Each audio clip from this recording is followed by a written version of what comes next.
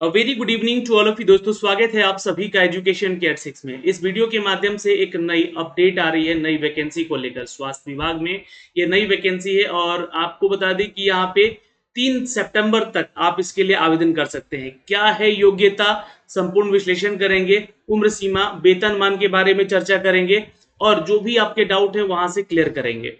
तो वीडियो को अंत तक जरूर देखिएगा। सीधे लिए चलते हैं इसकी ऑफिशियल वेबसाइट पे, जहां पे इसका ऑफिशियल नोटिफिकेशन और अप्लाई करने का लिंक भी एक्टिव कर दिया गया है। तो अगर आप नए छात्र हैं और चाहते हैं कि स्वास्थ्य विभाग में जॉब अपडेट करना, तो ये वैकेंसी अपडेट जरूर देख लीजिएगा। हो सकता है कि आपके लिए बहुत ही ज्यादा उपयोगी हो सके और एक दूसरे को शेयर कर लीजिएगा। जिनको भी जरूरत होगी उन तक ये सारी अपडेट पहुंचनी चाहिए।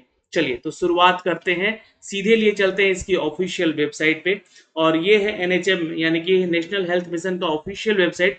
और ये वैकेंसी अपडेट की गई है department of health and the family welfare, government of Uttar Pradesh की तरफ से।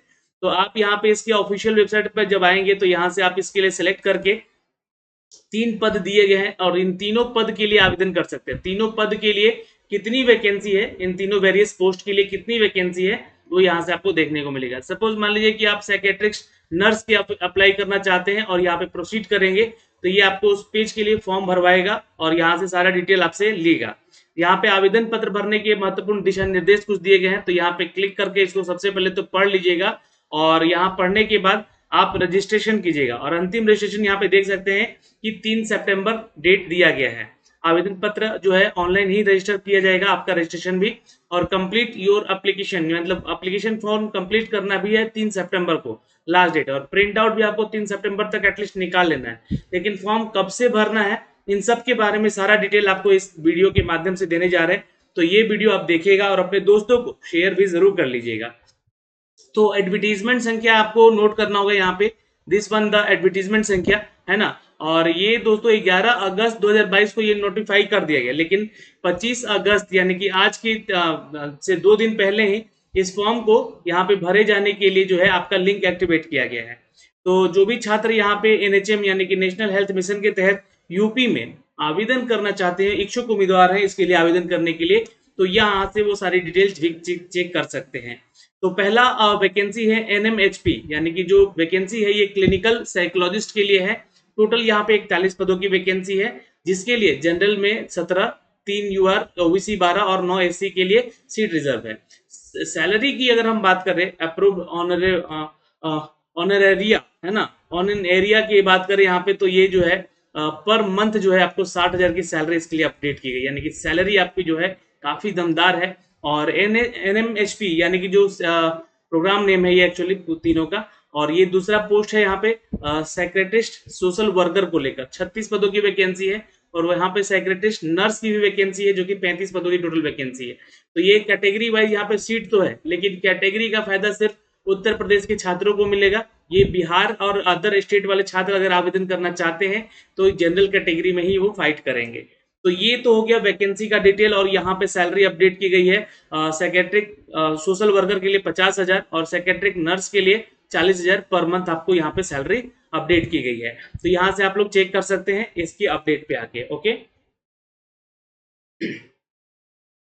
अब चलते हैं दोस्तों यहाँ पे इसके फॉर्म को भरने को लेकर जो टेंटेटिव डेट दिए गए हैं। मैं आपको बता दूं कि ये 25 अगस्त से इसका फॉर्म का लिंक एक्टिवेट हो चुका है, जो कि मैंने आपको ये वेबसाइट इसका जो है दिखाया है आपको, है ना। यहाँ से जाके जो है इसका लिंक भी हमने आपको नीचे डिस्क्रिप्शन में दे रखा है। तो यहाँ से जाके जो है आप इसके लिए फॉर्म भर सकते हैं। ये तीनों के लिए यहाँ पे एक्टिव हो चुका है लिंक। जैसे आप यहाँ पे क्लिक करेंगे यहाँ पे सारी डिटेल आ जाएगी और यहाँ से पढ़ के पहले इसको आप आवेदन कर लीजिएगा। अच्छा, एक चीज मैं दिखला देना चाहता हूँ यहाँ पे आपको कि जो मेंशन किया गया है डेट यहाँ पे, है ना, ये देख सकते हैं यहाँ पे कि जो डेट मेंशन किया गया है ये आपको दिया गया है 25 अगस्त से लेकर और 3 सितंबर तक 12 बजे से लेकर रात के 12 बजे तक आप इसके लिए आवेदन कर सकते हैं। तीनों का जो है यहाँ पे जो डेट मेंशन किया गया है वो 3 सितंबर लास्ट डेट है। अब ये तो बात हो गई यहाँ पे। अब जो इनका सिलेक्शन क्राइटेरिया है, अगर आप जनरल कैटेगरी में है तो आपको 33% मार्क्स लाने होंगे आउट ऑफ 100, और ओबीसी में है तो 30%, और SC ST PWD है छात्र यहाँ पे तो 24% मार्क्स लाना है 100 में, तो आप क्वालिफाई होंगे। बट ये ध्यान रखिएगा, ज्यादा अगर फॉर्म भरे जाते हैं तो सिलेक्शन प्रोसीजर जो है कट ऑफ पे भी डिपेंड करता है। ठीक है, तो ये आप क्वालिफाई तो हो जाएंगे बट यहाँ पे इतने मार्क्स में काम नहीं चलेगा। नंबर स्कोर अच्छा करना पड़ेगा आपको यहाँ पे। अब देखिए यहाँ पे जो एसेंशियल क्वालिफिकेशन है इन सभी को लेकर और एज क्राइटेरिया क्या है मैं आपको फाइनल बता देना चाहता हूँ। चूंकि सैलरी मैंने बता दी, कितने पदों की वैकेंसी है ये भी बता दिया आप लोगों को यहाँ पे। तो पहला जो पोस्ट है क्लिनिकल साइकोलॉजिस्ट का, यहाँ पे 18 से लेकर 45 साल तक के छात्र जो हैं आवेदन कर सकते हैं। और इसके लिए जो है देखिए यहाँ पे पोस्ट ग्रेजुएशन मांगा जा रहा है ना, किसी भी रिकॉग्नाइज्ड आपके यूनिवर्सिटी से पोस्ट ग्रेजुएशन होना चाहिए। और किसमें होना चाहिए, तो clinical psychology from an institution approve the recognised by the rehabilitation council of the India. मतलब कि ये इंडियन गवर्नमेंट के तहत जो है आपका जो साइकोलॉजी का सर्टिफिकेट है वो अप्रूवल होना चाहिए, ध्यान रखिएगा इस बात का यहाँ पे बोला गया है।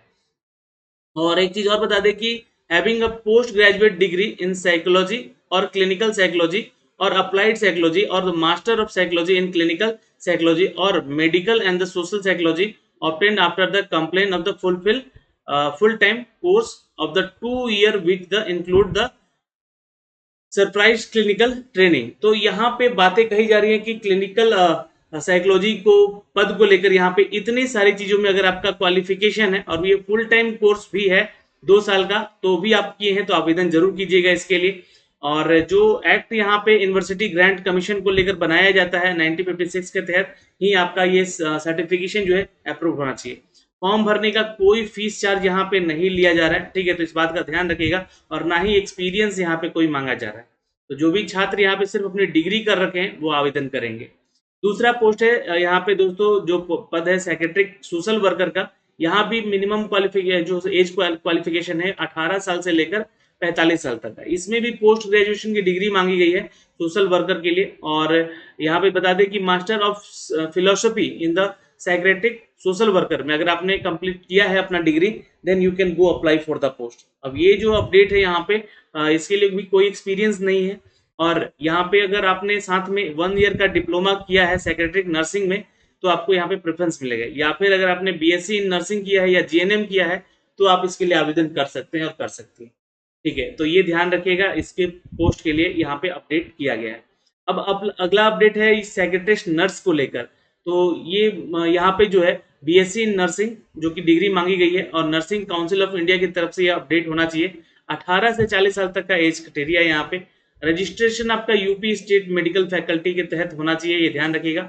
यहाँ पे लेकिन 2 साल का वर्क एक्सपीरियंस मांग दिया गया है।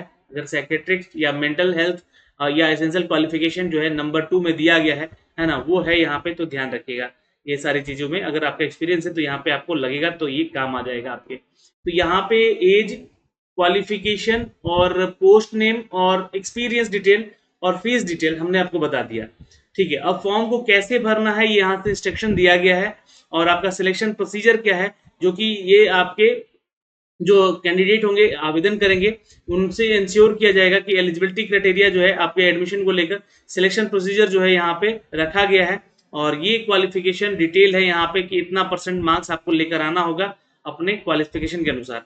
तो ये ध्यान रखिएगा। ये जो शॉर्टलिस्ट किया जाएगा कैसे स्टूडेंट को, तो आपके डॉक्यूमेंट वेरिफिकेशन किया जाएगा, है ना। Candidate will be the subject to verification detail document when the candidate report the selection procedure, है ना। अपना डिटेल अपना देना होगा वहां पे, आपका नंबर चेक किया जाएगा, आपका डिग्री चेक किया जाएगा, उसके अनुसार आपका शॉर्टलिस्ट किया जाएगा। Scoring matrix decided by the UP NHM, ये Uttar Pradesh NHM national health mission के तहत इसको जांच किया जाएगा और अपीयर हुए छात्रों का सिलेक्शन आगे किया जाएगा और शॉर्टलिस्ट किया जाएगा उनके यहाँ पे लेकर।